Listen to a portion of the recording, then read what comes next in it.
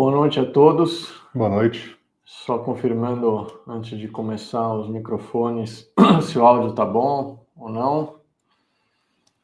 Deixa eu ver se manifesta.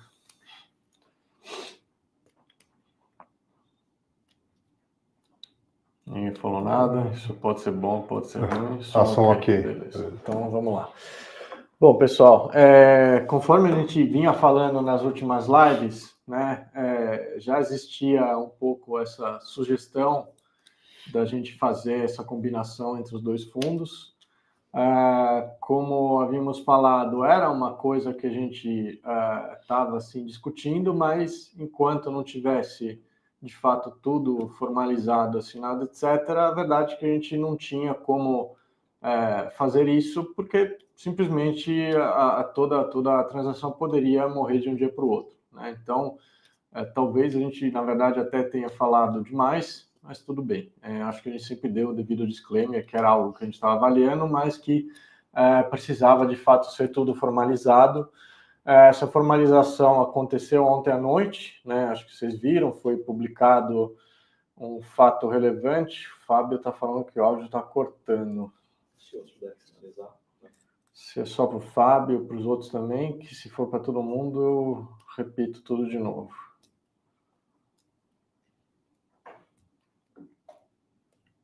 Acho que só para o Fábio, para o resto. Bom, áudio ok. Tá bom. Então vamos, desculpa, Fábio, mas acho que também não, enfim, nada de ainda tão relevante aqui. Então, ontem à noite a gente publicou o fato relevante, os documentos aí envolvendo essa combinação.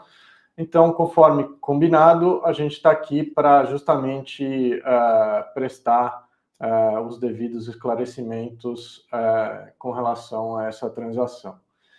Então, a gente tem uma apresentação aqui. Antes de começar, só gostaria um pouco de contextualizar, né, o porquê da gente estar sugerindo isso. E acho que aí vale trazer um pouco um histórico recente de tudo que a gente vem fazendo aqui no fundo, né? Então, acho que a gente já mostrou isso em alguma live, o histórico de retorno que a gente tem ali na cota patrimonial desde o começo do fundo, ele é positivo, acima do CDI. A cota de mercado também a gente já mostrou, acho que na penúltima live, que também o fundo tem um histórico de retorno bom. Eu sei que hoje a gente está no momento de ciclo de baixa, a gente tem alguns fundos com preço de mercado abaixo do valor de compra, mas ainda assim a gente tem que olhar para todo o histórico para ver o que de fato é retorno ou não que foi gerado. Porque uma vez que no fundo imobiliário você distribui todo o retorno realizado, você acaba só ficando com uma foto que ela não revela todo o filme. Então, das coisas que a gente vem fazendo nos últimos meses, acho que assim, nos últimos 2 anos e meio, mais ou menos, a gente destaca que teve sim uma intenção ali de reduzir posições em fundos imobiliários que a gente não queria mais ter investimento. Obviamente que quando o prejuízo ele é um pouco mais elevado, a velocidade com que a gente consegue fazer isso, ela é mais lenta. Também a gente destaca algumas resoluções de problemas em operações de CRI que a gente está finalizando e que envolvem, por exemplo, uma operação de dação em pagamento de áreas, de terrenos, que é algo, pelo regulamento atual do RDM, a gente até pode fazer, mas fica numa situação ali, talvez um pouco de limbo, e no fundo, com o regulamento mais amplo, a gente consegue lidar com essas situações de forma melhor, né? Então, acho que o grande benefício da gente fazer combinação é um pouco acelerar ali a venda, eventualmente, de ativos com problemas, né? Obviamente, desde que eles tenham um preço que faça sentido a gente vender, porque uma vez que a gente estaria integralizando todos esses ativos no IRIM, a gente passaria a ter um custo de aquisição que seria o do momento, né, da concretização dessa transação. E aí, com relação ao regulamento, também a gente teria esse regulamento mais amplo que permite também trabalhar com esse tipo de estrutura, como as cotas de SPS ou imóveis que a gente receber via renegociação de algumas operações que a gente tem na carteira hoje. Então, eu vou passar a palavra para o Anand, que vai falar ali sobre a apresentação que anexamos no fato relevante, e obviamente que depois a gente vai abrir ali para perguntas e respostas das dúvidas que tiverem.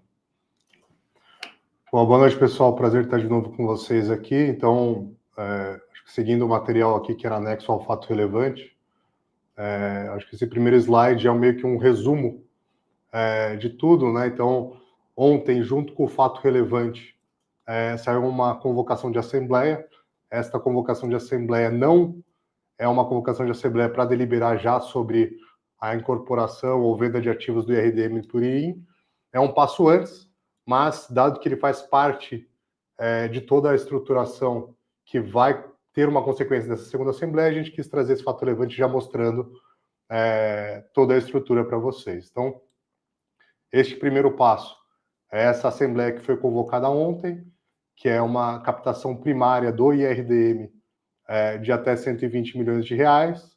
Os recursos dessa oferta vão ser utilizados para aquisição de cotas de um fundo monoativo de tijolo. No próximo slide a gente vai dar um pouco mais de detalhes sobre esse ativo. E uma vez concluída essa etapa, a gente passa para a etapa 2, que é de fato a assembleia que deliberaria sobre a venda de todos os ativos não caixa do IRDM para o IRIM. Então, na prática, o que aconteceria é o IRIM faria uma oferta de valor de até 3,5 bi, porque 3,5 bi para ter toda a equivalência de valor patrimonial do IRDM. Então, o IRDM, caso aprovado em assembleia, subscreveria 100% dessa oferta, só que ao invés de entregar cash, entregaria os ativos que tem nele não caixa. Então, FIIs e CRIs, basicamente, seriam vendidos para o IRIM, e o IRIM entregaria de volta para o IRDM cotas do IRIM. Então, ato subsequente disso, seria feita uma amortização integral do IRDM, em que a parcela caixa seria entregue em amortização caixa para o cotista, e a parcela de cotas do IRIM seria entregue direto para o cotista. Então, a foto final é que o cotista do IRDM passaria a ter um pedaço cash e um pedaço cotas do IRIM. Então, só ver se tem perguntas específicas desse slide antes da gente passar. Eu sei que tem várias perguntas ali, só vamos tentar focar nas perguntas do slide e depois... Não, é mais para baixo, mais para baixo. Se tiver, deixa eu ver...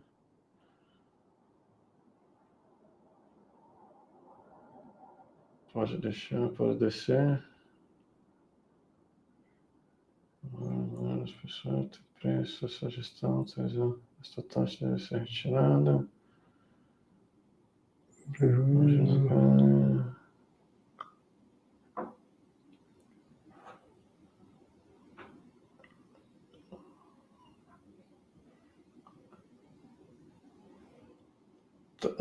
Acho que porque imóvel físico já... Na verdade, a gente não está comprando um imóvel físico, né? A gente está comprando um imóvel, a gente está comprando cotas de um fundo que detém um imóvel físico, tá? A gente não pode abrir quem é o vendedor, qual que é o imóvel, mas acho que tem duas motivações aqui, tá? A primeira é que o investimento é bom, é um investimento que a gente está apostando mais em ganho de capital do que renda, né? É um fundo que atualmente não paga renda. É um preço interessante, acho que está no próximo slide, né? Então, deixa eu passar aqui. E é num preço atrativo, tá? A gente está falando de um preço abaixo de custo de reposição. E o ponto número 2 é que permite facilitar depois a aprovação da outra parte, que é a combinação dos dois fundos, que vocês sabem que aqui precisa de quórum qualificado de 25%, e o nosso fundo é muito pulverizado, muito mesmo. Então, essa transação também nos permite trazer esse investidor âncora que vai ajudar a votar depois na aprovação. Tá? Então, vou deixar aí para o Anand falar um pouco mais aqui do imóvel. Acho que como o Yanni comentou, a gente não, como tem um acordo de investimento confidencial que a gente não pode abrir o nome do ativo, mas acho que a gente pode comentar com vocês detalhes do ativo e eventualmente vocês vão descobrir a região ou até mesmo o próprio ativo, né? Então, a gente está falando de um monoativo, que é um prédio comercial é um prédio comercial AAA, então de altíssimo padrão, aqui na região de São Paulo. Ele está na zona sul de São Paulo, então por que a gente entende que esse ativo é um ativo super atrativo agora neste valuation que a gente está propondo? Porque se você pega o último ano, todo o eixo que tem a maior parte dos prédios AAA, então desde a Chácara Santo Antônio, Chucri Zaidan, Berrini, Nações Unidas, Itaim, Pinheiros, toda a locação que teve nessa região corporativa, um pouco mais que 1/3 dessa locação aconteceu na região que está esse ativo. Então tem uma demanda forte por essa região. Os ativos que tinham uma vacância substancial lá já foram locados com toda essa demanda que teve no último ano. Esse ativo que a gente está propondo, ele tem ainda algum espaço vacante que pode ser locado e existem RFPs rolando na região para o volume até maior do que ele tem vacante, então acho que é uma excelente oportunidade de entrada, pegando uma boa taxa de aluguel num ativo que é AAA, é numa região super quente, que não tem nenhum pipe saindo de novos prédios no curto prazo, no curtíssimo prazo. Então, dado isso, a gente entende que é um valuation bem atrativo, até muito em linha com outros ativos que saíram na região um pouco descontados. Acho que alguns tinham uma preocupação de qual ia ser o valor desse ativo, se a gente ia pagar algum prêmio ou algo do tipo. Não. A ideia é que a transação seja no nível patrimonial, que, como é um ativo já construído há alguns poucos anos, ele tem um custo menor do que um custo de reposição para construir um prédio novo hoje do mesmo padrão de qualidade.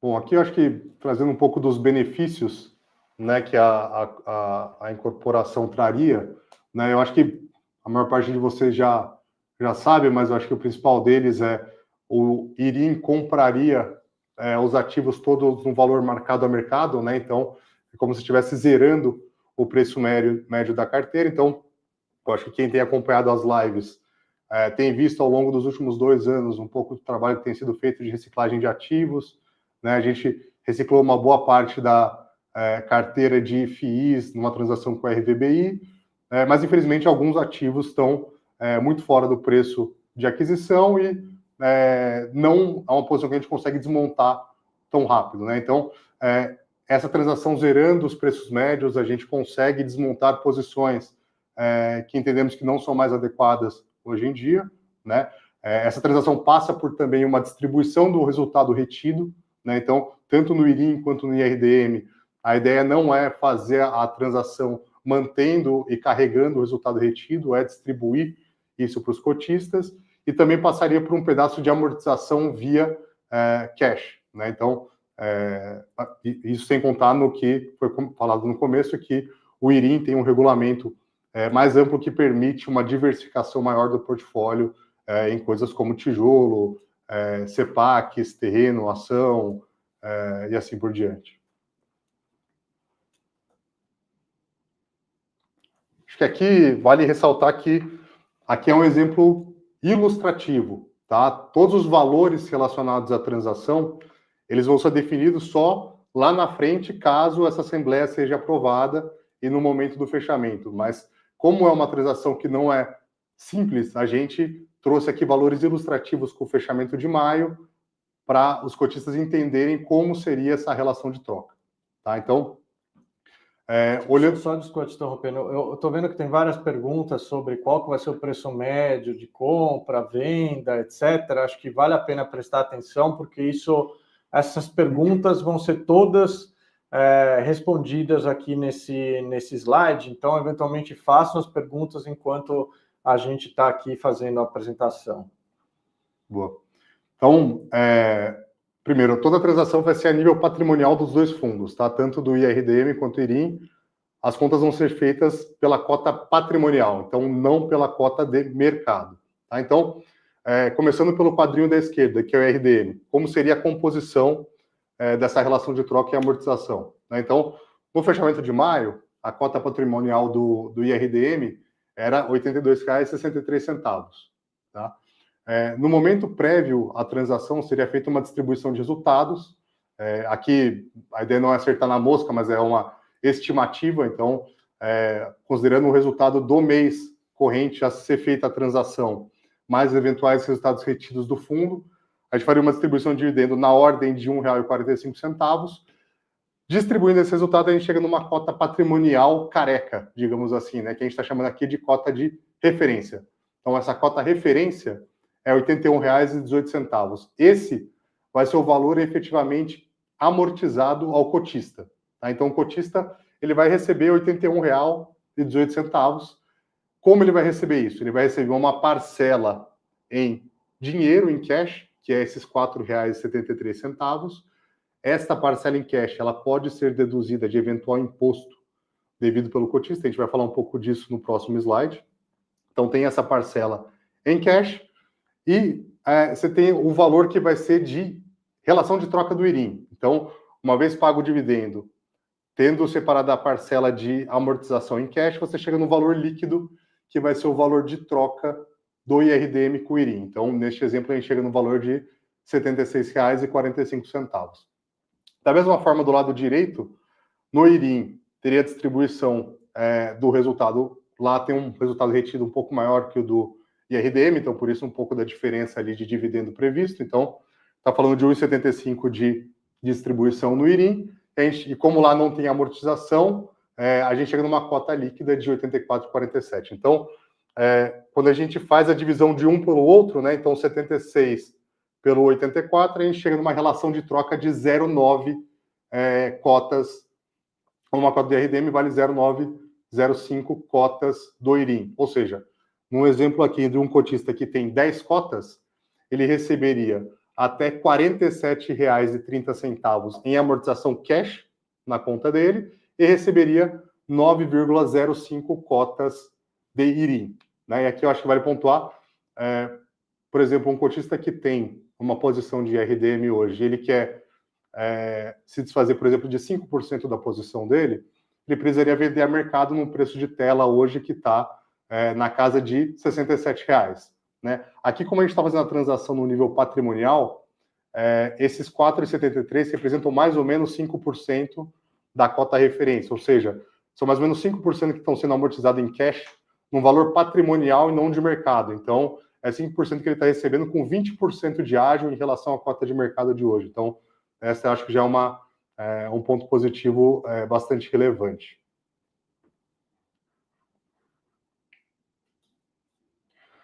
Bom, aqui a gente chega no tema de ganho de capital e de imposto, né? Então, para efeitos de legislação e regulamentares, toda essa transação é como se o cotista estivesse vendendo a cota do IRDM e recebendo uma cota do IRIM. Então, como você está vendendo a sua cota do IRDM, você pode ter ganho ou perda de capital. Caso tenha ganho de capital, isso é passivo de tributação.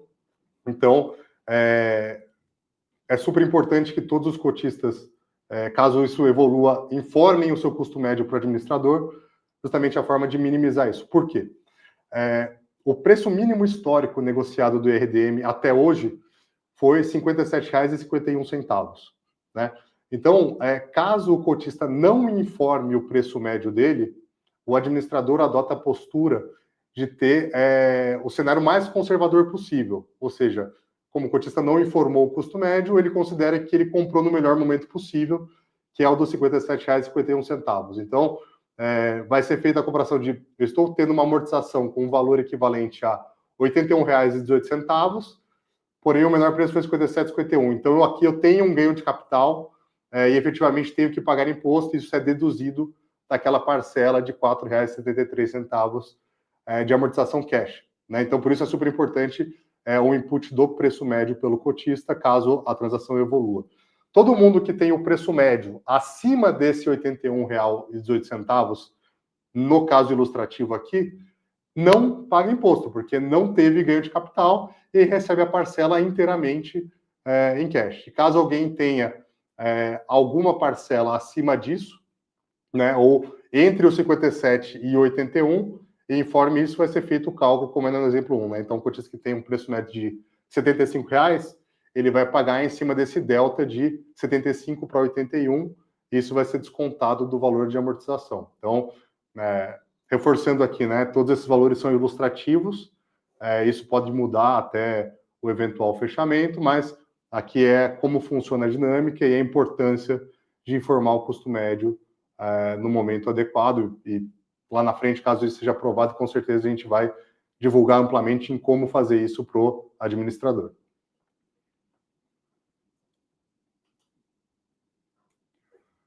Aqui é um pouco do cronograma, né? Então, ontem foi convocada essa primeira assembleia. Ela deve acontecer daqui a 15 dias, e aí tem um prazo adicional para o operacional da própria oferta, né? Então, a gente está assumindo que daqui a um mês ocorre a conclusão dessa primeira etapa, e na sequência é convocada a segunda assembleia. Aqui são duas assembleias em paralelo, né? Uma assembleia do IRDM para aprovar a transação e uma assembleia do IRIM para aprovar a oferta de cotas.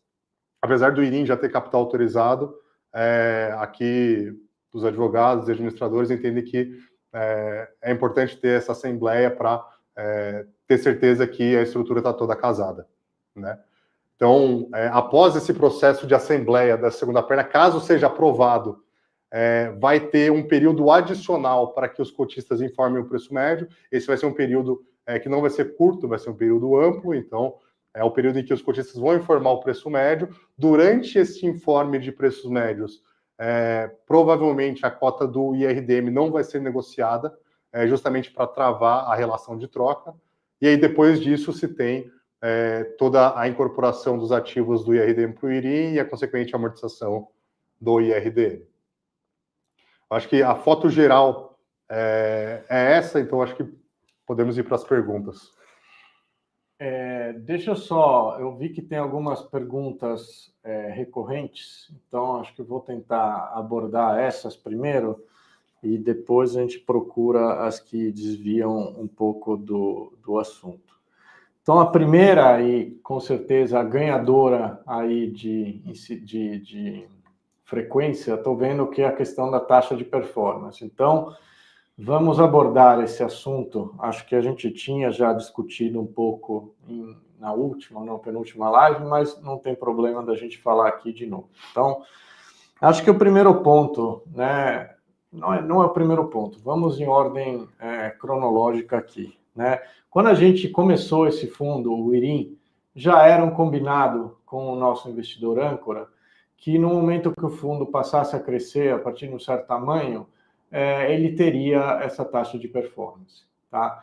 O fundo vai passar de fato a ser aquilo que no mercado passa a ser chamado de hedge fund. Então, um fundo com maior grau de complexidade vai envolver diversos tipos de investimentos, e a gente aumentou aqui a nossa equipe, inclusive para justamente poder fazer uma gestão melhor nesse fundo. Eu acho que nos últimos anos a gente tem melhorado bastante coisa aqui em termos de processo, tomada de decisão, e temos pessoas novas e muito qualificadas para nos ajudar nisso. Então, ponto 1 e 2, por que isso tinha sido combinado lá atrás, né? E aí eu acho que também eu queria talvez abordar algo que eu estou interpretando como talvez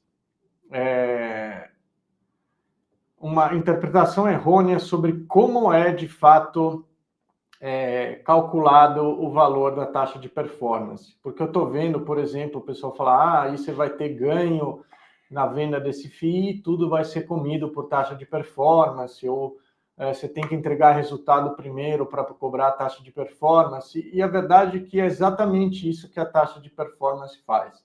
Eu preciso primeiro entregar um resultado, esse resultado tem que ser acima do benchmark, que a gente colocou lá, o yield do IPCA mais o yield do IMAB, então hoje a gente está falando algo acima de IPCA mais 7, e aí se eu entregar um retorno acima desse IPCA mais 7, o que tiver acima é cobrado 15%. Inclusive, 15% é um valor abaixo ali de padrão de mercado. Então, dando um exemplo, se a gente entregar um resultado ali de rendimento mais variação na cota patrimonial de IPCA mais 8, a gente cobraria 15% em cima 1%, que é a diferença entre o que eu entreguei e o meu benchmark. Não é que deu resultado, eu já vou cobrar 15%, né? Isso é comum, por exemplo, nos Estados Unidos, lá os hedge funds deu lucro, cobra 20% em cima disso. Aqui a gente está falando de um retorno adicional ao benchmark, que também não é um benchmark muito baixo, principalmente agora. Então, acho que, enfim, esclareci os pontos e é isso com relação à questão da taxa de performance. Eu acho que, até complementando o Yannick, quando se compara com outros hedge funds de mercado imobiliário, a taxa de administração e gestão do IRIM, que é muito similar à do IRDM, ela é consideravelmente abaixo da média desses outros fundos, se não a mais baixa. Então, mesmo considerando um combo performance mais taxa de gestão IRDM, provavelmente é uma das menores taxas do mercado para esse tipo de fundo. Aí, outro ponto que eu tenho visto é a questão ali de qual que é o preço médio que vai ser considerado para pagar imposto ou não. Infelizmente, a gente não pode aqui dar, vamos dizer assim, instruções sobre como declarar imposto de renda ou coisas nesse sentido. No slide, acho que a gente mostra, o penúltimo slide, acho que fica um pouco claro o racional ali, que basicamente a gente está falando de uma venda de IRDM no valor patrimonial dele, né, mais um recebimento de amortização. E a gente estaria comprando o IRIM no valor patrimonial. Então, grosso modo, é isso que acaba acontecendo, isso que deveria nortear a forma como vai ser depois feita e interpretada toda a questão do ponto de vista tributário. Outra pergunta recorrente que eu vi é se eu tiver prejuízo, eu já paguei imposto antes, eu consigo compensar ou não. O que a gente conversou com o administrador é que eles olham lá o histórico de transações que envolveram amortização de fundos imobiliários e se alguém tiver tido prejuízo em alguma dessas transações, eles acabam fazendo essa compensação sim, mas esse papel não é nosso aqui como figura de gestor, tá? Então, vamos tentar agora ir numa ordem. Aí, tá, de novo, sobre a taxa de performance, eu vi que é uma pergunta mais recente, porque não foi esperada a entrada de mais 300 mil cotistas. Enfim, a gente fez da forma que era combinada lá com o antigo cotista e a gente aprovou essa taxa ali no IRIM. Obviamente, enfim, eu sei que não é talvez a forma ótima de fazer, mas a verdade é que a gente não viu muita alternativa também de fazer isso. E, de novo, no caso do IRIM, era algo combinado, e a gente está trazendo aqui essa possibilidade de combinar os fundos. Como tudo, sempre tem seus prós e contras. Eu entendo que tenha mais prós do que contras aqui, e acho que a taxa de performance, na verdade, tudo bem, eu entendo que eventualmente uma remuneração adicional que vai para o gestor, mas ao mesmo tempo é uma ótima ferramenta de alinhamento de interesse adicional, né? Porque vamos lembrar que aqui todos nós também somos cotistas, a Iridium também é um patrimônio relevante para a gente, então a gente tem todo o interesse que os fundos tenham um bom desempenho. Mas é uma forma boa de alinhar interesse. De novo, só é paga se entregar retorno acima do benchmark, só se cobra do que é o diferencial de valor ali acima desse benchmark, e acho que é um bom incentivo tanto para buscar boas alternativas quanto para evitar grandes erros, porque se tiver um período ali de retorno muito abaixo do benchmark, fica uma quantidade de tempo muito elevada até poder cobrar eventualmente taxa de performance de novo. Então, vamos agora... Acho que só mais um ponto, acho que uma preocupação que a gente vê de forma recorrente também é sobre, nem adianta votar ou votar contra quem não concorda, porque os institucionais vão já tomar a decisão. Acho que aqui vale ressaltar que o o fundo é um fundo extremamente pulverizado no varejo, né? Então, a participação dos institucionais, mesmo com essa primeira transação do FII de tijolo de 3%, é uma participação bem pequena frente ao quórum qualificado de 25% que é necessário. Então, sim, o voto das pessoas físicas varejo aqui faz toda a diferença.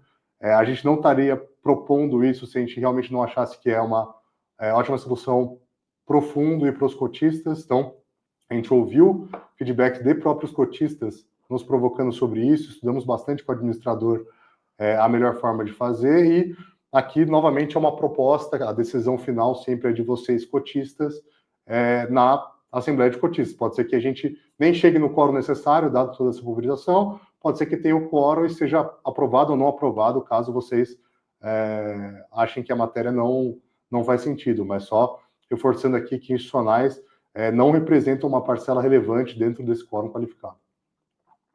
Bom, vamos lá para cima. Bastante coisa. Bom, só vamos lembrar de pular eventualmente assuntos que a gente já tem abordado. Aproveitando, ouvir lá de novo sobre a questão da taxa de performance, se vai ter linha d'água. Sim, vai ter linha d'água, tá? Lá explícito no regulamento.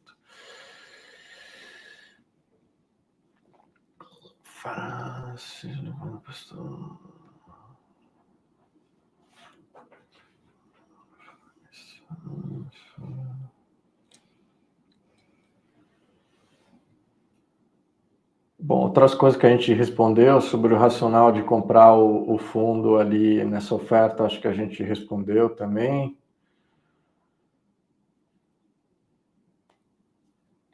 A questão de compensação de prejuízo na fonte também a gente comentou.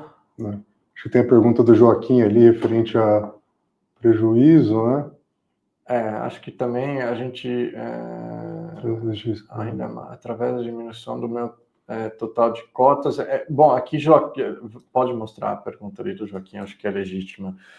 Então, o Joaquim fala ali um valor de prejuízo que ele tem, o preço médio, e pergunta se na transação existe o risco de aumentar ainda mais meu prejuízo através de diminuição do meu total de cotas.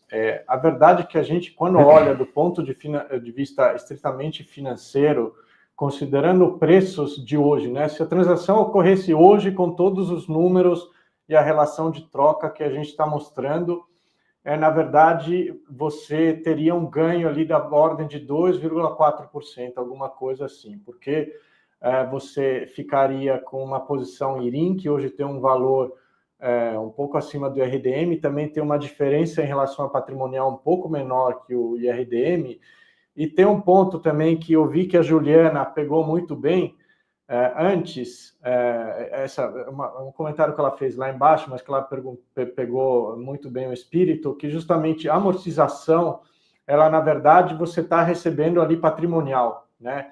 Então, essa amortização, basicamente, você está recebendo como se o fundo estivesse negociando ali a valor patrimonial, que hoje isso representa uma diferença de 20%. Então, quando a gente combina esses dois efeitos, para um cotista que comprou o fundo com preço médio acima da patrimonial do IRDM, portanto, ele não vai ter que recolher nenhum imposto nessa amortização, o resultado seria positivo ali, algo um pouco acima de 2%. Tá? Espero ter respondido a pergunta.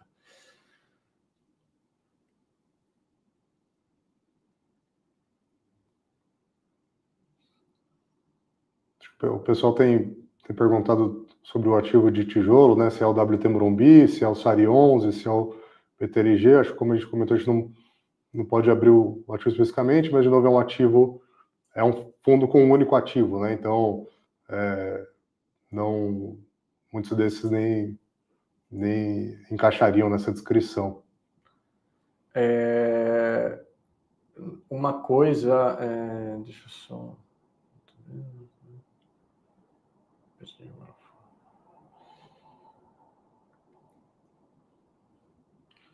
Eu acho que a pergunta da Juliana será no valor patrimonial, né? Nosso novo preço médio do IRIM, entendemos que sim, que vai ser aquele valor de troca.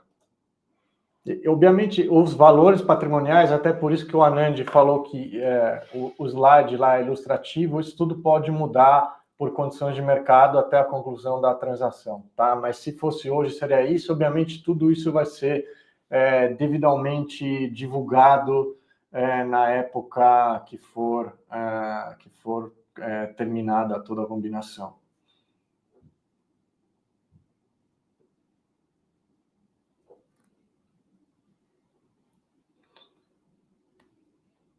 Acho que essa do Conrad ali é um comentário geral, mas acho que eu gostaria de responder.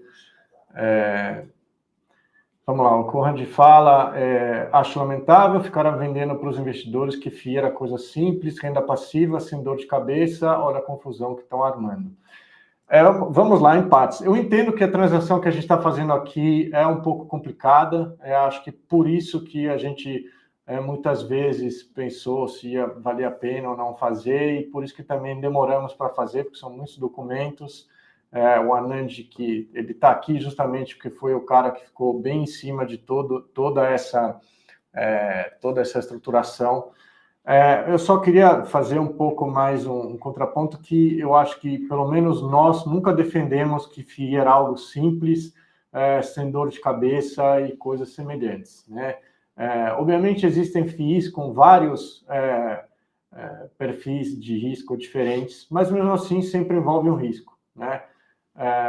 Você tem risco de crédito, risco de mercado, eventos previsíveis, eventos não previsíveis, então nunca vai ser livre de risco, né? Isso daqui não é comprar um CDB de banco, e obviamente que tem que valer a pena correr esse risco, né? Na última live a gente mostrou como desde o começo do fundo, tanto na cota de mercado quanto na cota patrimonial, a gente supera, por exemplo, o CDI, e no caso da cota de mercado, alguns dos maiores fundos aí que fazem parte do IFIX, que tem um histórico de longo prazo que nem o nosso.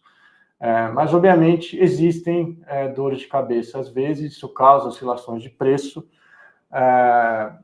e obviamente, assim, isso eu entendo que é ruim, mas às vezes também teria que ser visto como oportunidade. De toda forma, essa, entre aspas, confusão que a gente está fazendo é para tentar trazer um resultado melhor, olhando para os próximos 2 anos, pelo menos do que do ponto de vista de rendimento que pode ser distribuído. Porque, como eu falei, para a gente conseguir vender alguns ativos, resolver alguns problemas sem impactar de maneira muito elevada o rendimento, a gente acaba ficando muito engessado. Então, a gente acha que o resultado final vai ser mais positivo do que ficar como a gente está hoje, e, sinceramente, até do ponto de vista nosso como gestora, talvez até faria sentido, porque nessa amortização, no fato de distribuir a reserva, os rendimentos, aliás, aproveitando uma pergunta que vi, se vamos distribuir a reserva, sim, a gente vai distribuir a reserva antes de terminar,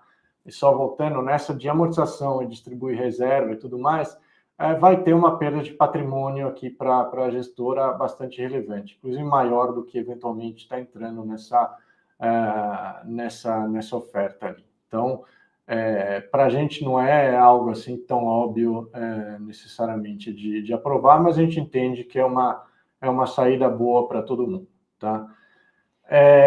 A pergunta aqui do Ervin: a declaração de preço médio será feita via plataforma portal do investidor BTG? Eu confesso que eu não sei, você sabe? Eu também não sei. Vamos anotar essa pergunta, e aí a gente responde na próxima live ou no Sim. relatório, enfim. Mas a gente não chegou lá ainda, sim. tá?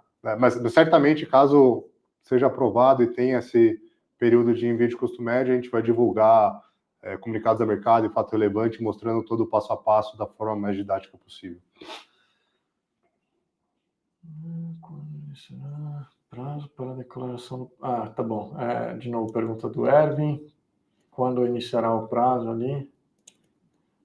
Bom, quando iniciará o prazo, acho que tem no cronograma indicativo, tem alguma ideia, mas a gente está falando de algo 2 a 3 meses daqui para frente, mais ou menos, tá?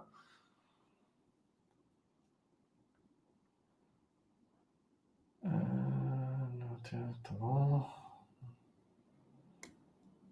Acho que a pergunta da Virgínia, eu lembro que eu li, acho que vale a pena talvez comentar. A Virgínia pergunta: infelizmente está se concretizando as perdas do IRDM11 e os cotistas perdem a possibilidade do gestor recuperar as perdas. Eu só vou contextualizar a pergunta da Virgínia, porque ela fez uma pergunta semelhante na última live, então eu acho que eu entendo o que ela está querendo dizer, né? Basicamente, hoje existe um prejuízo ali na cota patrimonial do IRDM, e que se a gente fosse resolvendo os problemas com calma, essa cota patrimonial iria voltar para o valor de 100, que é um pouco o que a gente explicou numa live que está disponível também no nosso canal, sobre como funciona a contabilidade de FII. Então, acho que o primeiro ponto, acho que a Virgínia, em parte, ela tem razão, porque, de fato, a cota patrimonial ela vai acabar virando outra, vai virar a cota referente aos valores integralizados, né? Então, para fins de referência, vai passar a ser a cota patrimonial atual do IRIM, basicamente. Então, sim, você estaria transformando esse prejuízo, sob o ponto de vista do regime caixa, em permanente. Dois contrapontos, né? Que eu acho que, primeiro, essa talvez é uma visão de muito com relação a olhar para o que o custo médio e não olhar em relação ao que os ativos valem, o que a expectativa de valor presente, né?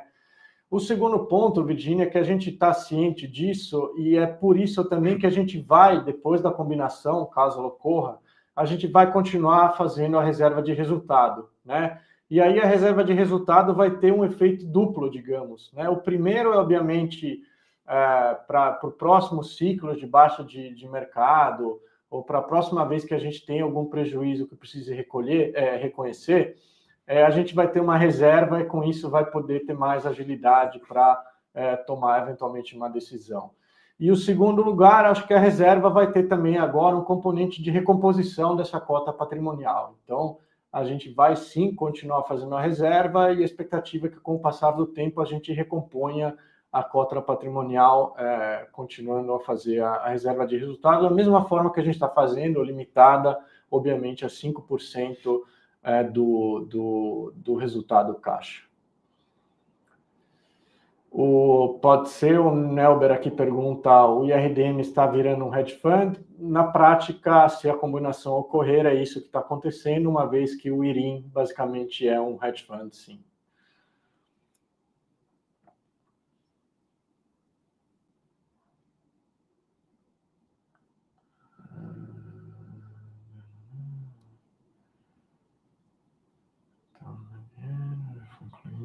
Boa noite.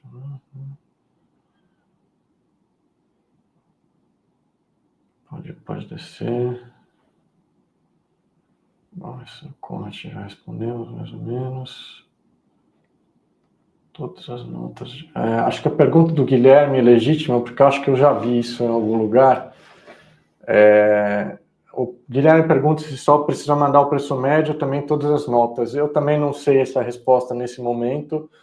De novo, quando a gente chegar lá, a gente pergunta, mas a gente, enfim, dá essa informação, mas a gente vai levantar isso com o BTG e a gente pergunta. Eu estou lembrando que acho que teve uma vez que um administrador me pediu isso, quando teve uma amortização total de um fundo, mas eu vou levantar. Mas a gente nunca ouviu falar de ter que enviar todas as notas, então eu acho que é só o preço médio, mas vamos confirmar isso. Vamos lá.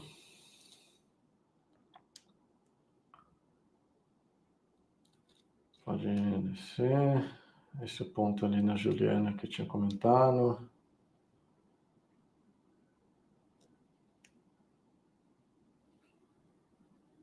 A pergunta do Marcelo, só até respondi em parte, mas vou só mencionar brevemente, porque foi algo que já foi perguntado. Se o cotista tem preço médio abaixo, mas tem prejuízo em vendas anteriores, então, bom, acho que aqui, de novo, a gente estaria entrando numa seara tributária que não sei se me cabe entrar, mas o que a gente conversou com o BTG é que se você teve prejuízo em outros eventos de amortização de fundos administrados pelo BTG, eles têm esse histórico e eles fazem essa compensação. Tá? Prejuízo com outras, por venda, por exemplo, de fundo imobiliário, etc., aí você não conseguiria aprovar aqui, mas obviamente você pode voltar a aprovar se tiver venda de algum outro fundo. Tá? Inclusive do próprio, vamos supor que você fica até o final da transação e aí você vai receber as cotas do IRIM ali pelo valor patrimonial, você resolve vender e o preço ainda está abaixo do valor patrimonial, aí você teria de novo um prejuízo e você poderia compensar. Só estou citando exemplo, não estou encorajando ninguém a vender o fundo, principalmente abaixo de valor patrimonial. Só foi um exemplo, talvez não muito feliz, mas foi um exemplo. O William aqui pergunta onde votaremos. O BTG deve enviar um e-mail com o link para votação na plataforma Quora. Eu acho que tem outras formas de votar, mas muito provavelmente essa é a mais fácil de votar. A gente está vendo com o BTG também para incluir no portal do investidor da B3, que também tem um serviço ali de assembleias. Bom, aqui o André está falando que geralmente o BTG usa formulário, não pede nota de corretagem, mas boletim de subscrição. Até porque nós estamos pensando, se tiver que... Nossa, desde 2017 comprando cotas, não tem nem como levantar isso.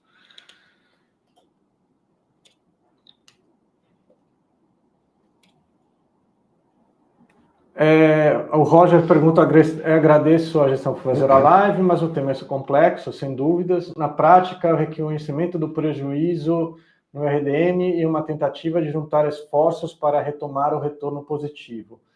Eu acho que o retorno positivo, assim, a gente já vinha entregando nos últimos meses, acho que quando a gente olha yield ali em relação à taxa de mercado, ele está bastante atrativo, o fundo tem tido uma melhora ali de desempenho. O que eu acho que é mais uma questão de acelerar um pouco uma reciclagem de parte da carteira. Obviamente, assim, uma coisa que também quero deixar claro, a gente não quer rasgar dinheiro aqui, as coisas têm que fazer sentido do ponto de vista de preço. E é mais uma questão de não penalizar demais o rendimento por conta da questão do regime caixa. Então, toda vez vocês sabem que a gente vende algum ativo com prejuízo em relação ao preço de compra, isso acaba impactando o rendimento. Fazendo isso, a gente teria um pouco mais de flexibilidade para poder fazer isso de maneira mais rápida, digamos.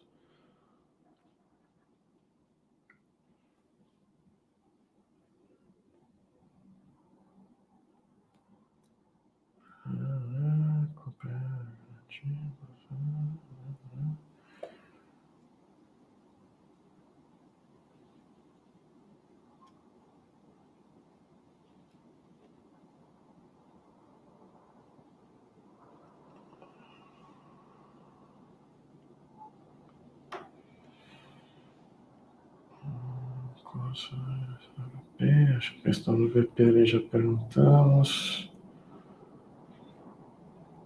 Acho que vai pelos fundos, fala do... acho que volta ali, acho que de novo, a pergunta do Conrad, pode pôr, acho que vamos responder de novo.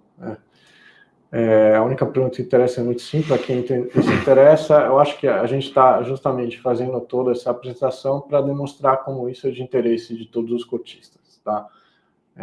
Acho que isso gera um resultado positivo logo na largada e vai permitir da gente ter uma distribuição maior de rendimento também no passo seguinte ali da gente completar a transação. A pergunta do Marcelo ali, pergunta não, afirmação, acho que o Anand já respondeu, mas vamos reiterar, a gente não adianta votar contra, se está o investidor âncora, que os cidadãos estão na live, que decide tudo. Isso não é verdade, tá, pessoal? O investidor âncora não vai ser capaz, e nem todos os institucionais vão ser capazes de deter 25% das cotas do fundo. Então, isso ainda é um tema que vai precisar, sim, do apoio de vocês cotistas. Eu, por exemplo, não posso votar, por isso que eu estou falando vocês, tá? Mas lembrando, a gente aqui também é cotista. Vamos lá. A pergunta do Rafael acho que é legítima também, porque o imóvel veio via RDM e não via ERIM, por essa questão de que ajuda na obtenção do quórum. Tá? A gente já falou, o fundo é muito pulverizado, então essa questão de vir via IRDM, primeiro pelo tamanho do RDM, né, obviamente, mas também para essa questão de ajudar a conseguir ter o quórum de votação. A pergunta do Rodrigo, acho que eu comentei, mas vale falar, né? A reserva de resultado do RDM vai ficar tudo para o IRIM agora? Não, para o IRIM agora, não, a gente vai distribuir essas reservas antes de completar a transação. Acho que por que a gente vai distribuir, né? Bom, a reserva do IRIM, do IRDM, a gente vai distribuir justamente porque ela não pode ser aprovada no IRIM, né? E a reserva do IRIM a gente vai distribuir porque, posto que IRIM é um fundo menor, ela se tornaria bastante relevante no todo, então a gente está privilegiando, digamos assim, em ambos os casos, cotistas de receber esse dinheiro, mas lembrando, a gente vai voltar a fazer reserva de novo no IRIM, no novo mandato ali dos fundos combinados. Eu acho que a pergunta do Rafael Santos ali também, eu acho que podemos dar mais um pouco mais de esclarecimentos, né, em relação ao imóvel. Então, de novo, é um imóvel que é um imóvel comercial que está parcialmente locado. Ele não tem um pagamento de renda mensal recorrente, assim como um fundo de papel, mas ali, como a gente comentou, nós temos que ter um potencial relevante de ganho de capital de curto a médio prazo.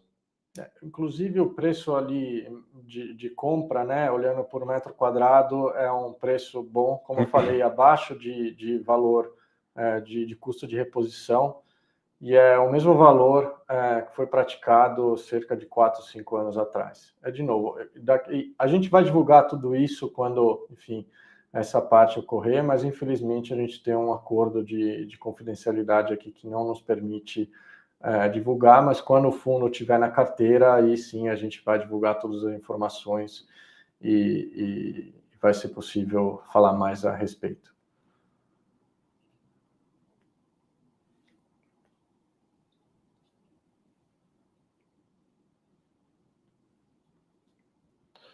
A pergunta do Rodrigo, acho que já foi respondida, mas como também é um tema recorrente, vale a pena reiterar, né? Vamos lá, só põe de novo, por favor. Hora que for incorporar, por favor, já venham D, Vaga CTR, TORD. Acho que, em parte, essa é uma motivação. Obviamente, a gente tem a intenção de vender esses fundos em algum momento, mas como já comentei também, a ideia não é rasgar dinheiro aqui e se livrar só por se livrar, né? O preço vai ter que fazer sentido e, obviamente, a gente vai avaliar isso caso, né, a combinação aconteça e olhando também para o momento de mercado que a gente for ter naquele momento.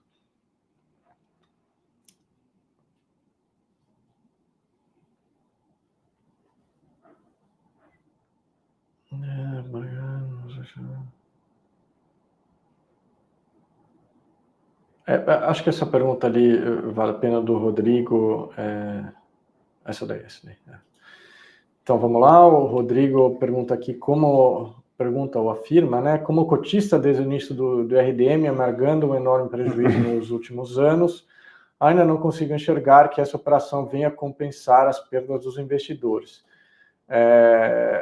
Bom, acho que 2 pontos, né? Para o cotista que é cotista desde o começo do fundo, eu entendo que sim, nos últimos anos ele está amargando um prejuízo, mas eu já falei isso, enfim, vou falar de novo, porque acho que o nosso objetivo também aqui é um pouco defender o nosso histórico. Eu acho que existe, em algumas vezes, um certo viés causado, de novo, um pouco por como funciona a contabilidade de fundo imobiliário e outro por outras razões, mas não vou entrar nesse mérito. Sobre o término ali da sua frase, a gente não está aqui afirmando que essa operação vai compensar as perdas dos investidores ou que a fórmula mágica e que daqui para frente tudo vai ser um milagre. O que a gente está falando é que entre ficar do jeito que está e resolver as coisas mais devagar e ter uma ferramenta para resolver certas situações de maneira mais rápida, a gente entende que essa segunda opção é a melhor. Tão simples quanto isso. Então, é por isso que a gente está propondo fazer toda essa operação, porque é melhor do que a alternativa que a gente estava adotando até agora, que também é válida, ela só é um pouco mais demorada. Tá?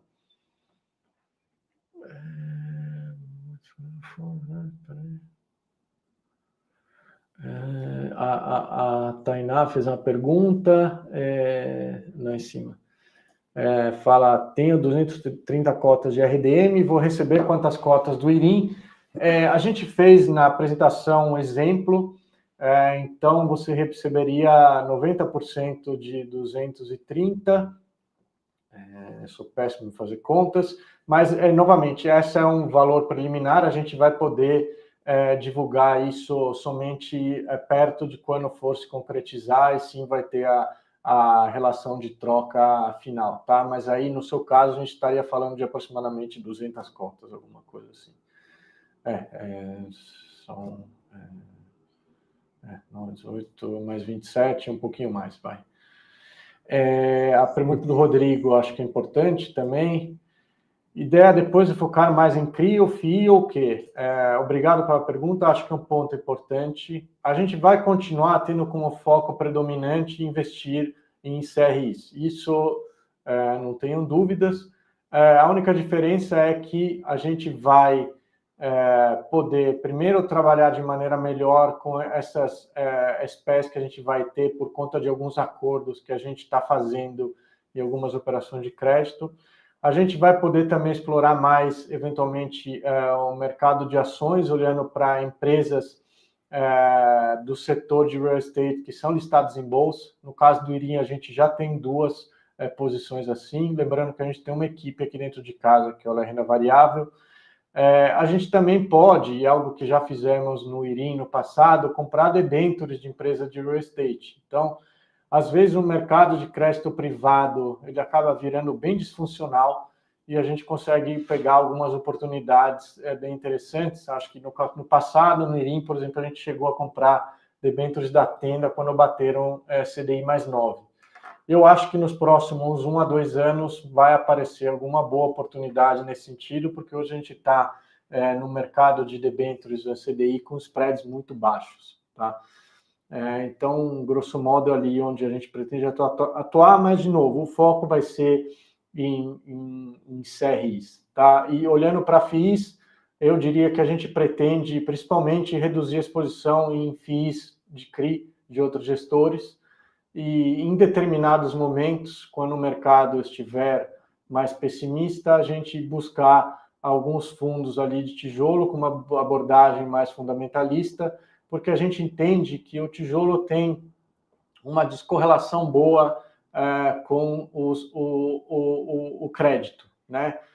Inclusive, ele fornece uma proteção melhor para determinados eventos mais drásticos que eventualmente poderiam acontecer com a economia.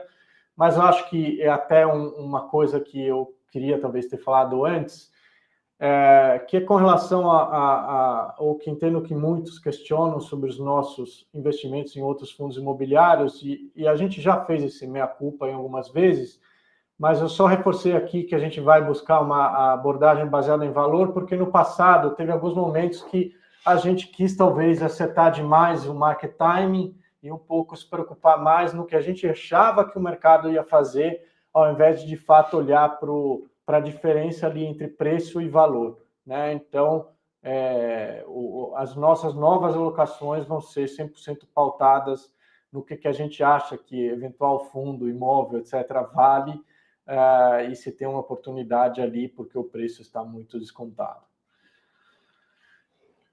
Como funciona o quórum? Sim. Como funciona o quórum? Cada cota conta como um voto? Sim, correto. Uma cota, um voto. Tão simples quanto isso. E aí as pessoas que são ligadas, né? Ou seja, sócios, gestores, pessoas que trabalham na gestora, e parentes e afins não podem votar. Exato. Ah, sim, tá bom. A pergunta ali é advocacia familiar empresarial. Qual qual é o motivo do pagamento de 5% em cash? Por que não tudo em cotas do IRIM? Eu vou responder essa pergunta. O Anand já talvez tenha explicado aliás, sem talvez, ele explicou, mas talvez eu vou tentar explicar de um outro jeito, né? Quando a gente vai fazer a combinação ali dos fundos, o que acontece na prática? O IRIM vai fazer uma oferta grande e o IRDM que vai subscrever essa oferta. E aí ele vai subscrever essa oferta em ativos, tá? E com isso, o IRDM precisa ser liquidado. Isso corresponde basicamente à liquidação do fundo. Então, é necessário apurar se houve ou não um ganho de capital por parte do cotista na hora dessa liquidação. A forma de fazer esse pagamento é em dinheiro, ou seja, é preciso que seja feito um pagamento em dinheiro que, em princípio, iria para a Receita Federal. Como que é feito esse pagamento? Como tem que ser feito um pagamento único, né, uma amortização com o mesmo valor por cota, se pega o pior cenário possível, que é o exemplo de um cotista que teria comprado o fundo no menor preço histórico de mercado, e aí se calcula o valor que resultou ali na venda dos ativos e, por consequência, a liquidação do fundo, menos esse menor preço de negociação que já foi realizado no mercado secundário, e a partir daí é calculado qual que é o valor máximo de imposto por cota que deveria ser recolhido. E aí depois cabe aos cotistas enviarem seus preços médios para que esse valor seja ou 100% devido, na verdade, por cotista, porque ele tem um prejuízo, só em parte, a depender de qual que é o preço médio de compra que ele teve. Eu espero ter sido mais claro, mas a questão de ser em dinheiro, porque justamente o objetivo dessa amortização é pagar imposto de renda. Aí, dependendo da situação de cada um, isso vai acabar virando caixa ou não. Obviamente, você recebendo esse caixa, você pode usar ele para comprar, por exemplo, cotas de IRIM depois, que vai até, na verdade, vai até ser benéfico, porque você vai poder comprar elas no valor de mercado, que atualmente está abaixo do valor patrimonial.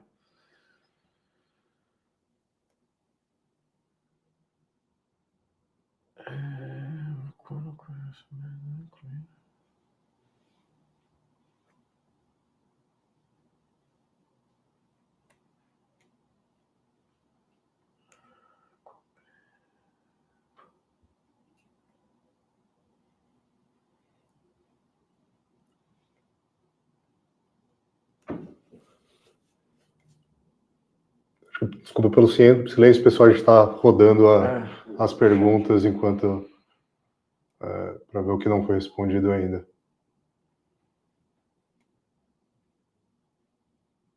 Só lembrando, né, como é uma transação que eventualmente demora um tempo para ser digerida e entendida, né? Caso algo não tenha ficado claro na live ou não tenha sido perguntado aqui, fiquem à vontade para entrar em contato via o nosso RI para eventuais esclarecimentos adicionais.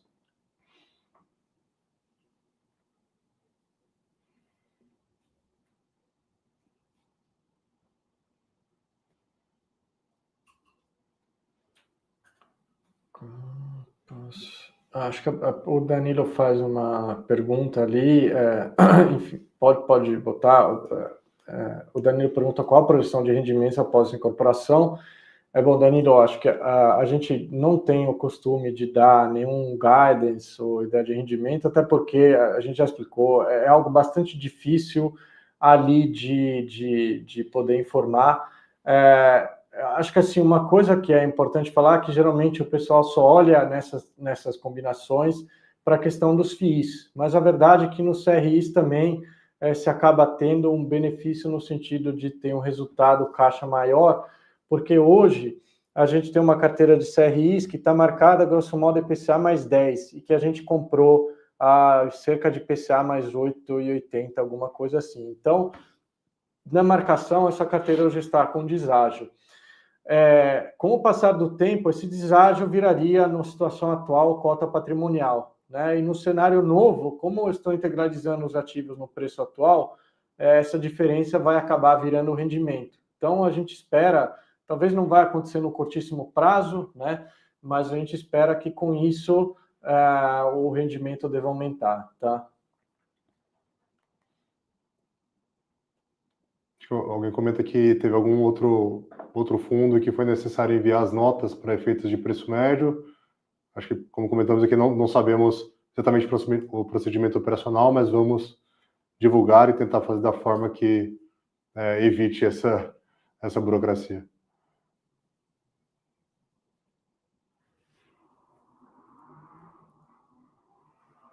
Acho que eu vi essa pergunta do Rafael algumas vezes. O imóvel não está pagando rendimento atualmente, tá? Mas a gente não pode falar mais a respeito.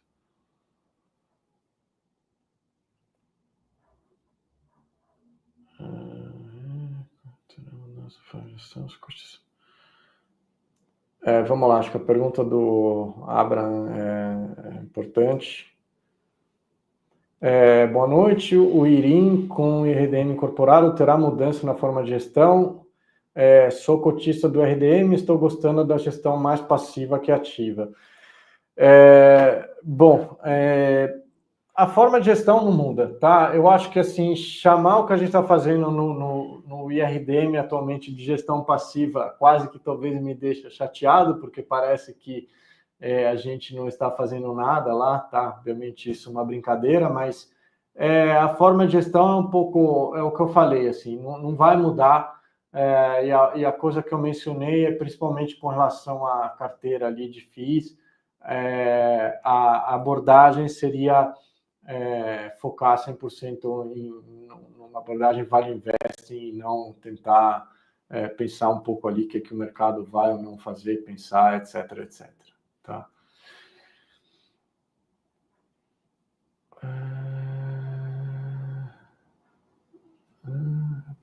Será mais fácil. Acho que a pergunta do Sérgio ali, né, sobre bom, nós já temos o valor da emissão. Eu acho que, imagina, você está se referindo ao preço da oferta, né? Isso vai ser definido um dia antes do anúncio de início e vai ser pelo valor patrimonial. Isso. Eu acho que também a pergunta da Virgínia, né? Bom, não poderia só o IRDM se transformar em um hedge fund? Obviamente que poderia, mas aí a gente perderia esse benefício de poder ter mais agilidade na reciclagem de parte ali da carteira.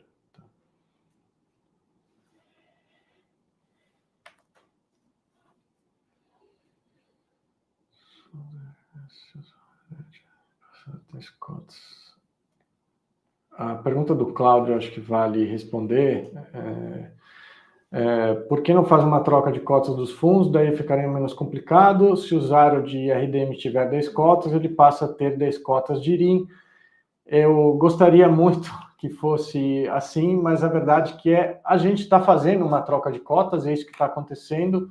Só que para poder fazer essa troca de cotas respeitando todas as regras, tanto, enfim, de mercado de capitais quanto tributárias, a gente tem que fazer todo esse procedimento aqui.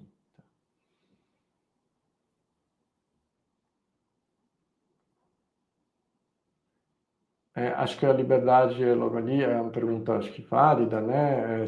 Na emissão do RDM de 120 milhões haverá direito de preferência, porém com esse deságio não fará o menor sentido a participação, ou seja, será uma troca de cotas. O valor será de 100 milhões ou 120 milhões. Sim, haverá direito de preferência. Obviamente a gente não tem uma expectativa de ter uma adesão grande nesse sentido, e o valor, em princípio, é de 100 milhões de reais, sim, pelo menos é isso que a gente tem acordado com esse investidor.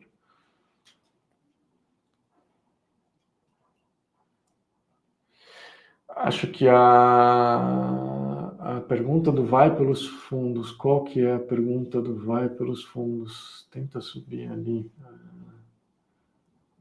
Ixi.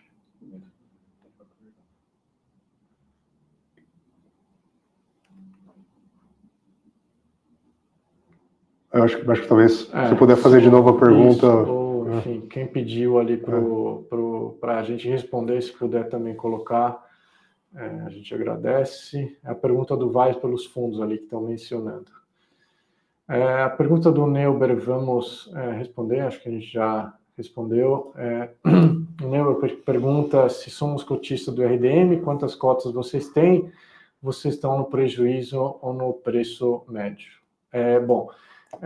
Cotista do RDM somos, todos nós aqui nas gestoras temos posições relevantes em todos os fundos da gestora, acho que eu mencionei já em algumas situações o meu exemplo, que eu pago minhas contas com os fundos imobiliários e agora o IRIF também, então é uma posição relevante para mim sim, e eu estou atualmente no prejuízo com relação ao meu preço médio. O grosso da minha posição foi montada desde o começo do fundo, quando teve as ofertas, e obviamente eu vinha comprando ao longo dos últimos meses também, então acabei baixando um pouco esse preço médio, mas ainda estou com um pouco de... Aliás, eu estou com prejuízo sim, mas acho que, enfim, não cabe a mim falar como cada um tem que investir ou não, mas para mim o que sempre importou é olhar para o fundo como um ativo que gera renda para mim. O preço médio, o preço de tela, ele só me disse se tem uma oportunidade ou não ali para comprar a posição por conta dele estar muito barato, tá? Mas obviamente isso é uma interpretação individual de cada um. Acho que sobe ali, que acho uma pergunta importante do Alcides. Durante toda a tramitação, os fundos vão continuar pagando rendimento? Sim. Uma coisa que talvez valha a pena já mencionar, existe um período que é depois da combinação, que enquanto vocês vão ter a possibilidade de enviar o custo médio de vocês, que o IRDM especificamente não vai poder negociar, tá? Mas nas datas ali que cabe pagar os rendimentos, eles vão pagar, e obviamente a gente vai ter que casar ali o dia que fizer a integralização dos ativos do RDM no IRIM, como sendo um dia depois do pagamento dos rendimentos, por exemplo. Só não sei no pós-transação como vai ficar o rendimento do IRIM. Talvez o primeiro rendimento possa ser um pouco mais baixo, por conta que você não vai ter recebido todo o caixa ali dos fundos, mas, enfim, eles vão continuar pagando normalmente durante toda essa transação. Deixa eu só ver uma coisa. Bom, tem várias perguntas aí que a gente já distribuiu. Vamos lá, acho que é justo responder a pergunta ali do Vai pelos Fundos, talvez seja essa a pergunta que ele tinha feito. BTHF11 tem 80% das cotas do IRIM. Distribuir as reservas dele para o originário e beneficiá-lo, que foi o responsável pela aprovação da taxa de performance. Socializar a reserva do IRIM. Então, a gente já respondeu essa pergunta, eu acho que, na verdade, assim, a gente nunca teve essa conversa com eles com relação a distribuir essa reserva.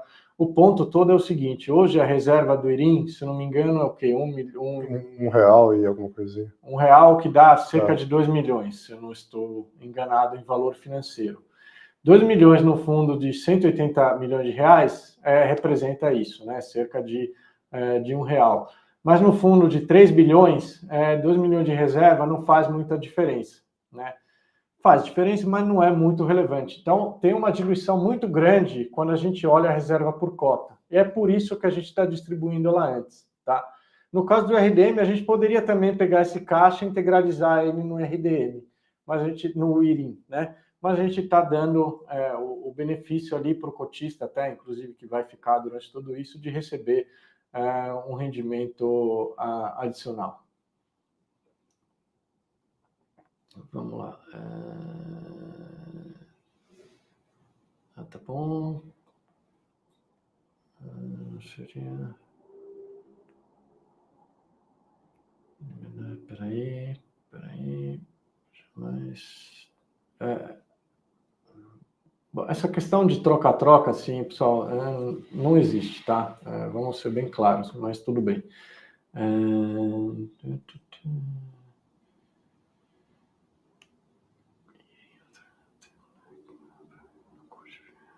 Bom, ok. A Juliana pergunta qual o percentual em cima. Qual o Qual o percentual mínimo de CRI no IRIM? Tem essa regra, é 50%, né? Sim. Isso. Então, respondida ali a pergunta da Juliana. A pergunta do Silvio, vamos talvez responder. Eu quero saber, o IRDM vai continuar existindo, o IRIM vai entregar o IRDM, ninguém responde isso daí. Tá bom, Silvio, se tudo o que a gente está propondo aqui ocorrer, o IRDM vai deixar de existir, só vai existir o IRIM, tá? Então, quem tiver cotas do IRDM vai receber de novo uma parte em dinheiro e uma parte, o grosso, em cotas de IRIM.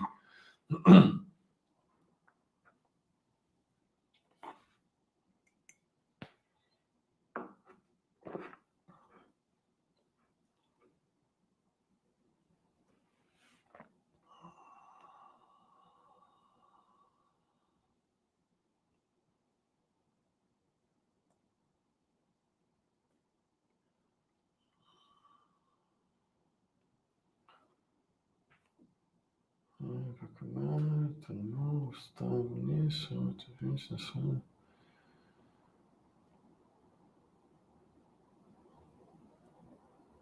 acho que o Marcelo falou ali, enfim, mais para cima.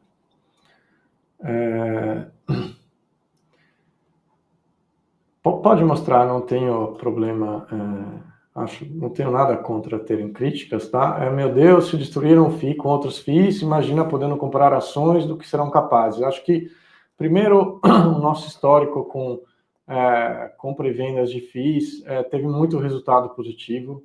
De novo, a gente só está olhando para a foto atual, não olha para o filme.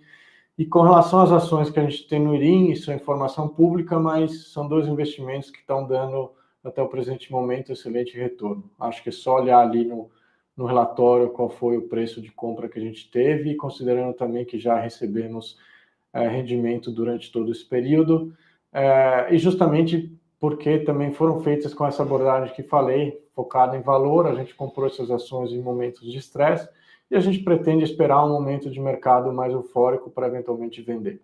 Se esse momento acontecer antes, obviamente a gente vai vender, dependendo do preço que elas chegarem, mas a gente entende que ainda hoje são bons investimentos do ponto de vista de preço e perspectiva das empresas investidas. Tá? De toda forma, não vai ser também, não vai virar um fundo de ações, não vai ser uma posição extremamente relevante, é só uma possibilidade que a gente eventualmente tem, caso a gente ache alguma distorção muito grande.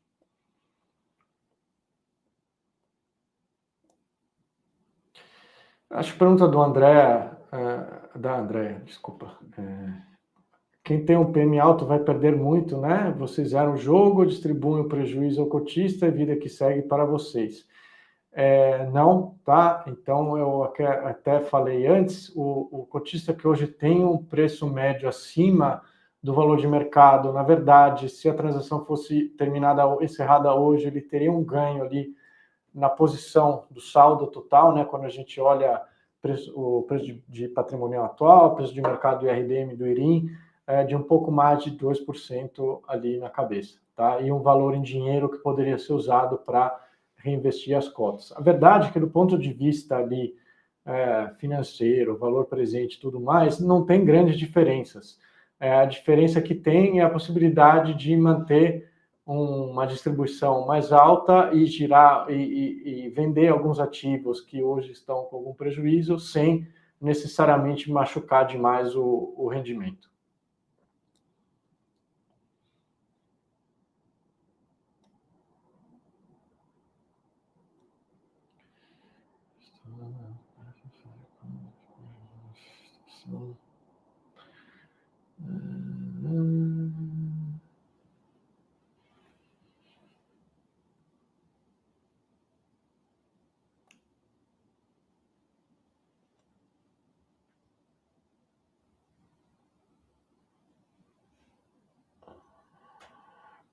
Peraí.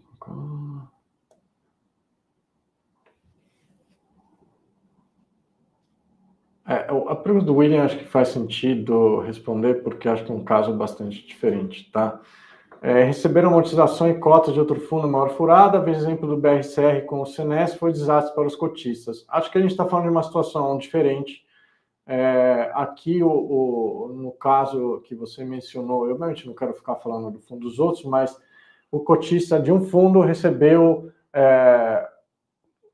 foi feita uma cisão desse fundo, um ativo foi separado e entregue para o cotista cotas desse fundo novo, e obviamente o cotista ficou também com as cotas do fundo antigo que retirou esse outro ativo de lá. Aqui é uma situação diferente, porque a gente está distribuindo cota de um fundo, que é o ERIM, que vocês já sabem qual que é o desempenho dele. É um caso bastante diferente, tá? Não é que está fazendo uma cisão e recebendo dois fundos, só estamos integralizando os ativos do RDM no IRIM, e o IRIM vocês já conhecem.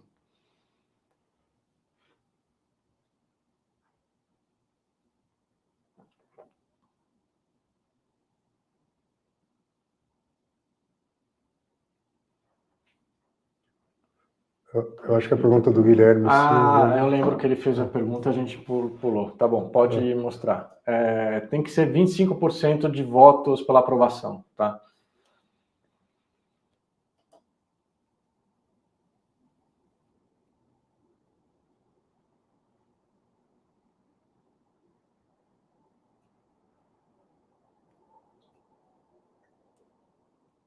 Isso, até por conta de outra pergunta, é na próxima Assembleia, não nessa. Essa Assembleia que foi convocada agora de quórum simples, mas a próxima para aprovar as combinações, aí sim é quórum qualificado.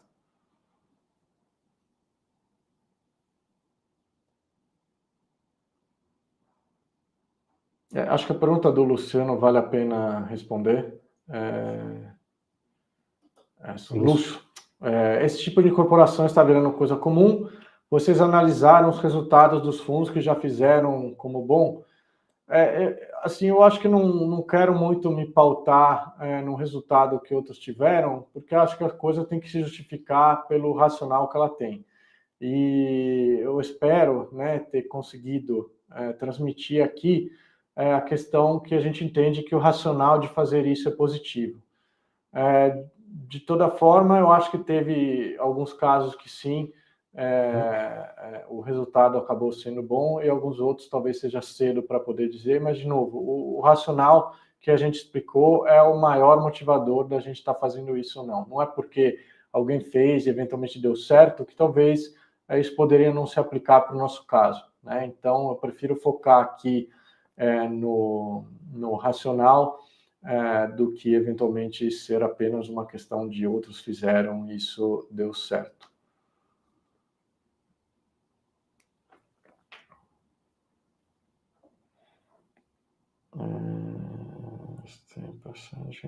Da Juliana, do plano B. Tá bom. Verdade. Responde a pergunta da Juliana B do plano B em caso de não aprovação pela Assembleia.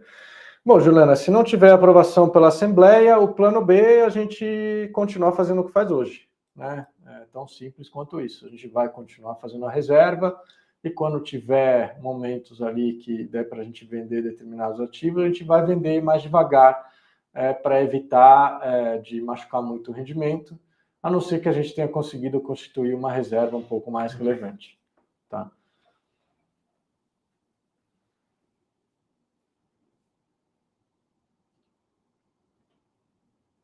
Vamos responder só a pergunta do Giacomo, que acho que é importante deixar isso bem claro. A aquisição do fundo monotijolo não poderá aparecer desova em troca de quórum votante? A resposta é não. Eu falei da questão do quórum como um benefício adicional, mas a gente não faria isso se a gente não achasse que o investimento é bom. Tá?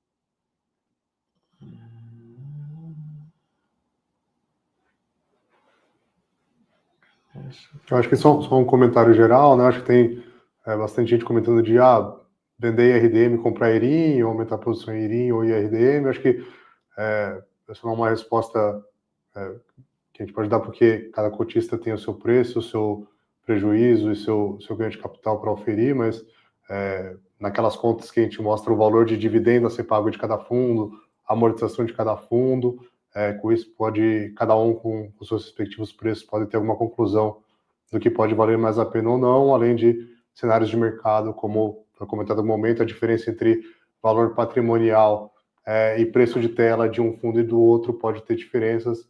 Se fosse hoje, o desconto é menor no IRIM, que é aqueles mais ou menos 2%, que seria visto na cabeça como um ganho.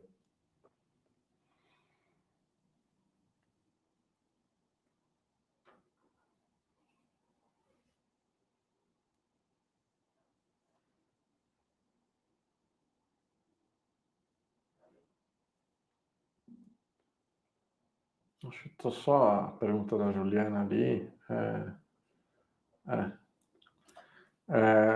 A Juliana pergunta se o Selegato vai estar no IRIM. Eu não entendi muito bem a pergunta, mas é só reiterando aqui, o Rafael Selegato ele não faz parte mais aqui da Iridium, tá? A gente já falou inúmeras vezes a respeito disso, mas só queria eventualmente responder essa pergunta. O IRIM está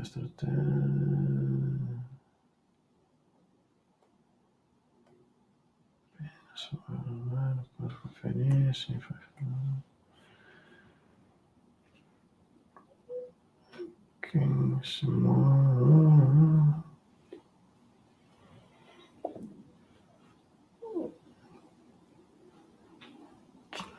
nossa, minhas cotas guardadas. Tá, como ficaria? Bom, a pergunta do Marcos, enfim, acho que é uma que a gente não respondeu. Como ficará a posição do IRDM no ETF do FTSE? Migrará para o IRIM? A resposta, honestamente, eu não sei, mas eu não sei. Depende, vai depender de metodologia, acho que depende também do IRIM entrar por IFIX, que eu acho que provavelmente é algo que vai acontecer pós-transação, porque a liquidez do IRIM vai aumentar, com certeza, mas é algo que a gente não tem muito como prever, não é algo que depende de nós. Esse é um exemplo, inclusive, de um institucional que nem sabemos se vota ou não. Muito provavelmente ele nem vote.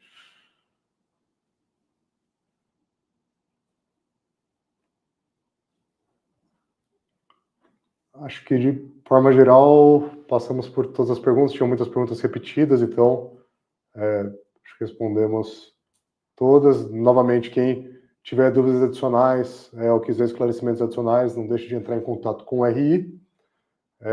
E esse processo não é um processo rápido, ele vai levar alguns meses, vão ter mais de uma assembleia, então seguiremos à disposição, seguiremos fazendo as lives mensais de resultado, que também podem ser tiradas qualquer dúvidas que vocês tiverem. E também, obviamente, vocês sabem, a gente tem vários canais ali de comunicação, fiquem à vontade para enviar todas as dúvidas, perguntas que tiverem. Acho que na próxima live de resultado a gente comenta talvez um pouco mais sobre a transação. Obviamente, a gente vai estar aqui também à disposição para responder mais perguntas. Eu acho que por hoje é só. Acho que foi a live que mais teve pessoas, aliás, acho não, com certeza foi, né? Chegamos a ter mais de 200 pessoas ao vivo. O volume de perguntas, com certeza, foi a maior, e até acho que em duração, 1h30 aqui, imagino que também tenha sido uma das mais longas.